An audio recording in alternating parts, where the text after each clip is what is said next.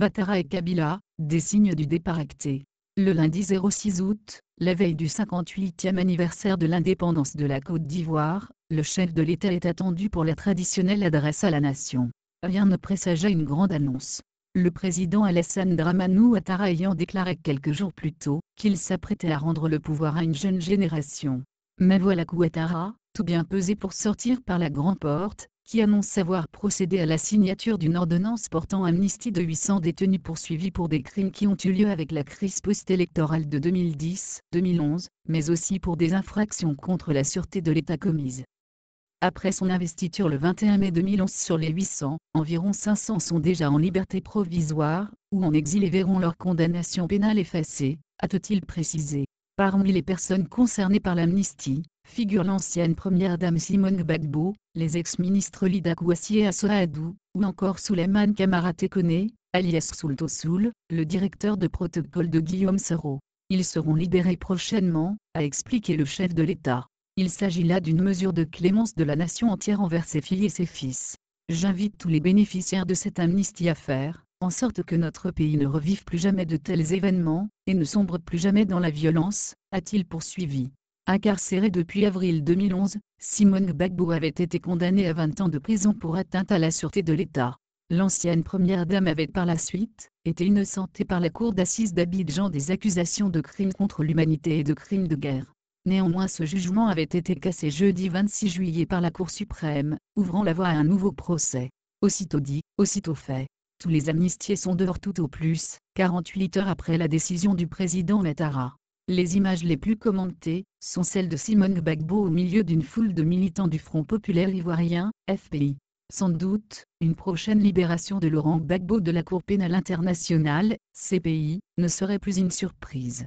Tous les signaux sont au vert et corroborés par l'acquittement de l'autre célèbre prisonnier congolais, Jean-Pierre Bemba, qui ajoute au pronostic d'une libération prochaine de l'ancien président ivoirien. Au-delà de toutes les contingences à l'origine de cette décision historique en Côte d'Ivoire, il est une évidence qu'Ouattara prépare son départ du pouvoir en 2020. Pour ce faire, il faut s'attirer la grâce de ses adversaires politiques et revenir aux fondamentaux de la réconciliation.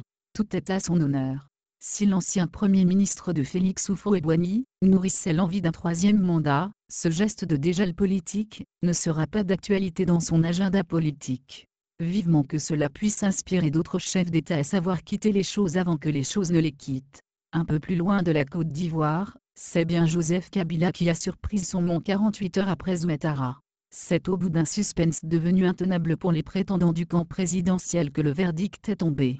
Emmanuel Ramazani Shadari, jusqu'ici secrétaire permanent du Parti du Peuple pour la Reconstruction et la Démocratie, PPRD, principale formation politique de la coalition au pouvoir, sera le candidat du Front commun pour le Congo, FCC, plateforme électorale de Joseph Kabila, pour la présidentielle du 23 décembre prochain en RDC.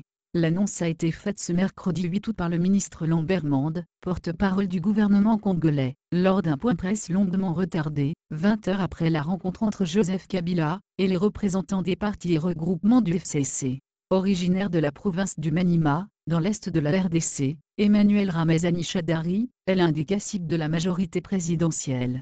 Surnommé coup sur coup, cet ancien vice-premier ministre et ministre en charge de l'Intérieur fait partie des personnalités congolaises frappées en 2017 par des sanctions de l'Union européenne pour entrave au processus électoral et violation des droits de l'homme. Là encore, c'est un point de marqué pour le fils de Laurent Désiré Kabila.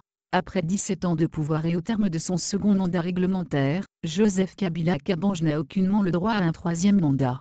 Il a longtemps nourri ce rêve à l'origine de plusieurs manifestations meurtrières. Dans un concert de pression interne et externe, Kabila fils a fini par céder en désignant son oncle maternel comme dauphin au grand soulagement du peuple congolais épris de justice, de liberté et du changement.